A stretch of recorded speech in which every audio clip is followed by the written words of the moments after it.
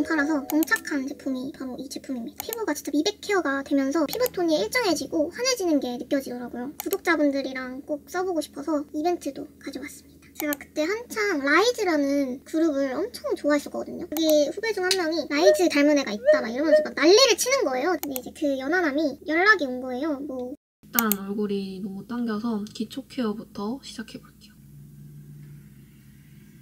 제가 썰을 풀기 전에 제가 요즘 피부 관리에 진짜 모든 걸 쏟아붓고 있거든요. 그중에서도 여러분들이 아시다시피 제가 피부가 엄청 하얀 편이잖아요. 근데 요즘 들어서 어느 부분은 좀 하얗고 어느 부분은 까매져가지고 그래서 그게 너무 신경 쓰여가지고 그걸 집중적으로 관리를 해주고 있습니다. 선크림을 제가 365일 발라줬는데도 이번 여름이 진짜 덥고 길었잖아요. 그래서 그런지 피부가 햇빛에 노출되는 시간이 많아서인지 피부가 좀 얼룩덜룩해졌더라고요. 제가 진짜 이런 적이 처음이어가지고 일일로 좀 관리할 수 있는 제품이 있나 해서 찾아봤거든요. 미백에는 비타민C가 제일 좋은 거 다들 아시죠? 근데 비타민C 성분이 저 같은 민감성 피부에는 좀 따갑고 좀 자극적이더라고요. 그래서 제가 손품을 엄청 팔아서 좀 몇 개 사용을 해보다가 정착한 제품이 바로 이 제품입니다. 성분 에디터 머르포도 비타C 앰플입니다. 우선 제가 이 제품을 소개해드리고 싶은 이유가 비타민C가 미백에 좋은 건 다들 아실 텐데 자극 때문에 안 맞아서 못 쓰시는 분들이 많더라고요. 근데 제가 그랬거든요. 근데 머르포도 앰플은 정말 그냥 수분 앰플처럼 따가움이 진짜 1도 없고 자극도 1도 없더라고요. 순수 비타민C가 자극이 너무 강해가지고 비타민C 유도체를 대부분 많이 쓰잖아요. 그러면 뭔가 미백에 조금 아쉬운 느낌이랄까? 근데 머르포도 앰플은 미백 특허받은 항산화 머르포도 성분과 비타민C 유도체를 배합해서 사용을 해보니까 피부가 진짜 미백 케어가 되면서 멜라닌 색소 침착 부분에 꾸준히 관리를 해줬거든요. 근데 진짜 침착 부분에 효과를 본 진짜 찐 제 미백템이라서 소개해드리고 싶었어요. 근데 이게 제가 저만 느낀 게 아니라 제 가족들이랑 제 친구들도 피부가 환해졌다고 얘기를 하더라고요. 그리고 이게 보시다시피 굉장히 산뜻하고 가벼운 제형이거든요. 제가 이거 처음에 발랐을 때 비타민 앰플이 어떻게 이렇게 촉촉하지? 싶을 정도로 피부에 부담 없이 발리더라고요. 이런 비타민C가 들어간 제품들은 좀 끈적이는 경우가 많았는데 이거는 사용감이 진짜 너무 좋아서 처음에는 진짜 그냥 수분 앰플인 줄 알았다니까요. 일단 촉촉할 뿐만이 아니라 우선 자극이 진짜 전혀 없고 마무리감도 전혀 끈적이지 않더라고요. 그래서 화장 전에 발라도 전혀 밀림이 없어서 요즘 손이 진짜 자주 가더라고요. 제가 이 앰플을 아침, 저녁으로 꾸준히 발라주고 있는데 확실히 점점 피부톤이 일정해지고 환해지는 게 느껴지더라고요. 미백 앰플은 진짜 꾸준히 사용을 해야 효과를 볼 수 있는데 사용감이 안 좋으면 손이 잘 안 갈 수밖에 없잖아요. 근데 이거는 손이 진짜 자주 가니까 더 빠르게 효과를 볼 수 있는 것 같아요. 오늘 저의 찐 미백템인 머르포도 앰플이 올리브영에서 만나보실 수 있는데요. 30ml 1+1 세트로 10,000원대인데 진짜 가성비 좋지 않아요? 이게 2개. 가격이나 혜택이 너무 좋아가지고 진짜 무조건 여러분들한테 소개해드려야겠다 싶었어요. 피부과 갈 시간이나 비용이 부담되시는 분들, 집에서 꾸준히 홈케어로 효과 보고 싶으신 분들은 진짜 이 머르포도 앰플 진짜 강추입니다. 그리고 이 제 찐템을 이제 저만 쓸 수 없죠. 구독자분들이랑 꼭 써보고 싶어서 제가 이벤트도 가져왔습니다. 자세한 이벤트 내용은 더보기란 고정 댓글 확인해주시고 받아가시면 좋을 것 같아요. 그럼 이제 썰을 풀면서 메이크업을 해보겠습니다. 우선 첫 만남 썰부터 얘기를 해보자면 제가 원래 외로움의 외자, 아니 이응자도 모르는 사람이거든요. 그리고 막 제가 먼저 사람을 좋아해본 적도 없고 그리고 제가 그 연애에 그렇게 크게 흥미 있는 사람도 아니거든요. 그때 잠깐 제가 외로움을 느꼈던 시즌이 있었어요, 한창. 그래서 제가 그때 한창 막 친구들한테 아 외롭다 외롭다 막 노래를 불렀었던 적이 있었거든요. 그러다 제 친구 두 명 여사친들이랑 술자리가 있었는데 술을 먹다가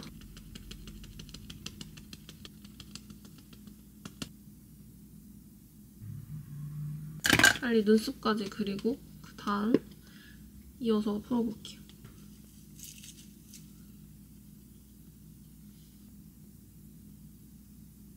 여사친 중 한 명이 이제 아는 후배가 같은 술집에 있다고 보고 오겠다고 하는 거예요.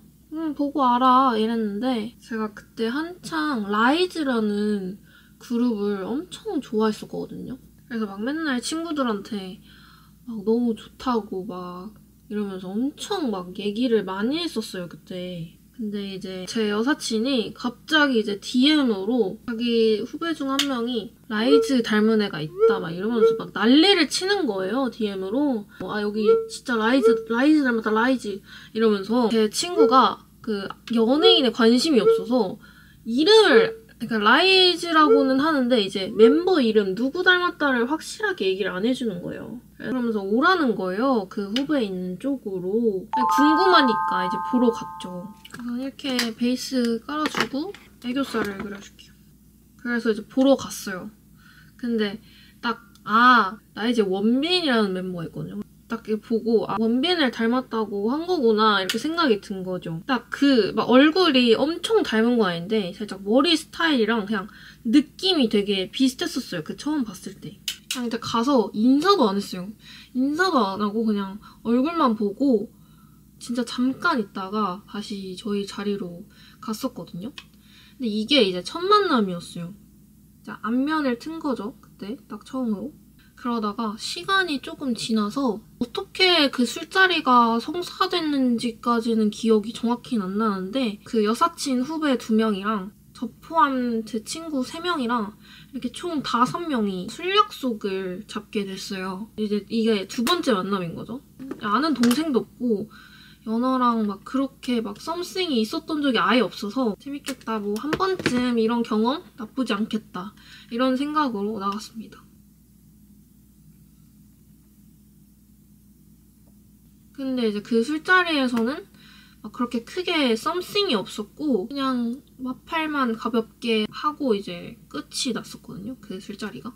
그리고 그때 술자리를 기점으로 제가 막 갓생을 막 산다면서 몇 달 동안 제가 막 아침마다 막 운동하고 친구도 잘 안 만나고 술 안 먹고 이런 갓생 살기를 했었거든요. 갑자기 몇 달 동안. 다시 생각해보면 왜 그렇게 살았는지 모르겠지만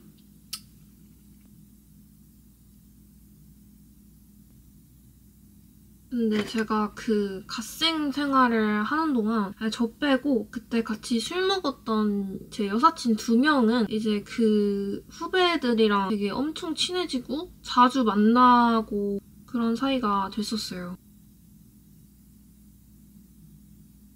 이제 그러다 제가 갓생 생활을 그냥 때려치우고 이제 다시 그때 같이 술 먹었던 제 여사친들을 만나서 술을 먹고 있었는데 그때 그 연하남이 잠깐 와도 되냐고 하는 거예요. 그래서 저는 뭐 상관없으니까 상관없다 이랬죠. 그 연하남이 그 술자리에 온 거예요. 그래서 얘기를 하다가 막 주량 얘기가 나왔는데 제가 술부심이 진짜 세거든요. 근데 제 술부심을 발동하게 자꾸 살짝 못 먹을 것 같다 살짝 이런 느낌으로 계속 얘기를 하는 거예요. 근데 그러다가 제가 막 이랬죠.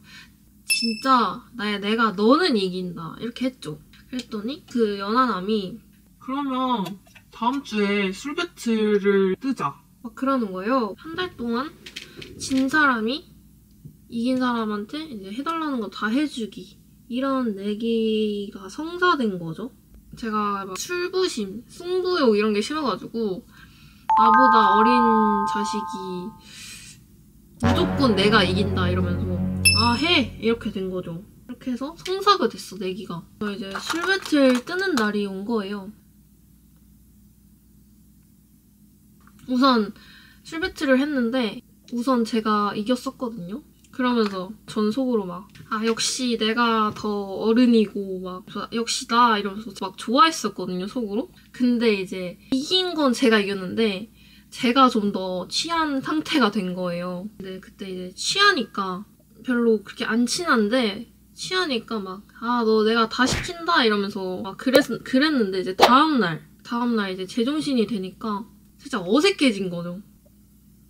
그렇게까지 친해진 상태가 아닌 상태에서 그런 얘기를 하니까 저는 원래도 연락을 잘 안 하는 편인데 안 친하면 제가 더더욱 연락을 안 본단 말이에요. 어제 제가 내기를 이기긴 했는데 별로 안 친하니까 뭐 막 시키는 것도 좀 그렇고 뭘 시켜야 될지도 모르겠고 이래가지고 제가 연락을 잘 안 했거든요.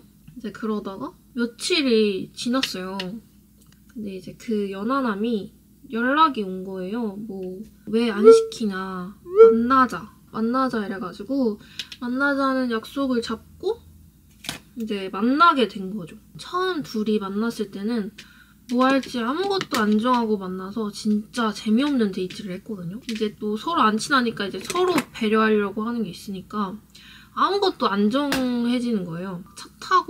계속 차 타고 돌아다니다가 세차하고 막 이랬어요. 그래서 계속 막 차에만 있었어가지고 거의 좀 기가 빨렸었거든요. 이제 집 와서 다음이 있을까? 라는 생각을 했는데 또 어찌어찌 또 이제 약속이 잡힌 거예요.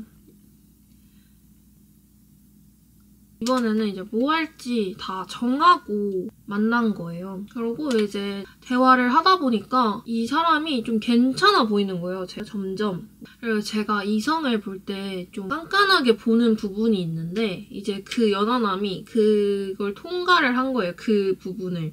그래서 그걸로 인해서 호감이 좀 더 상승했어요.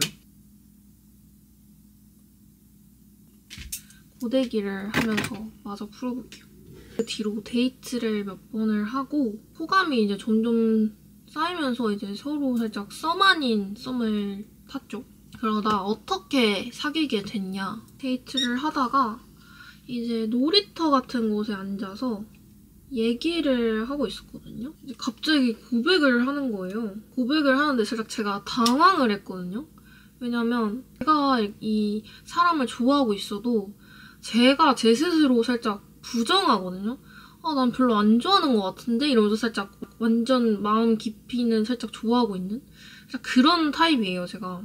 그래가지고 나는 사귈 정도로는 안 좋아한다고 생각하고 있다고 생각을 했었거든요, 그때 당시에. 그래서 제가 이러고 한 10분인가 20분 동안 아무 말 없이 고민을 했어요. 근데 여기서 내가 거절을 하면은 이제 후회를 할까 안 할까라는 생각을 계속했어요. 뭔가 거절을 하면은 후회가 될 것 같은 거예요. 그래가지고 그래 사귀자 이렇게 해가지고 사귀게 됐습니다. 이제 연하를 절대 안 사귈 줄 알았는데 어떻게 어찌어찌 해서 사귀게 됐네요. 이래서 사람 일은 정말 모르는 것 같아요.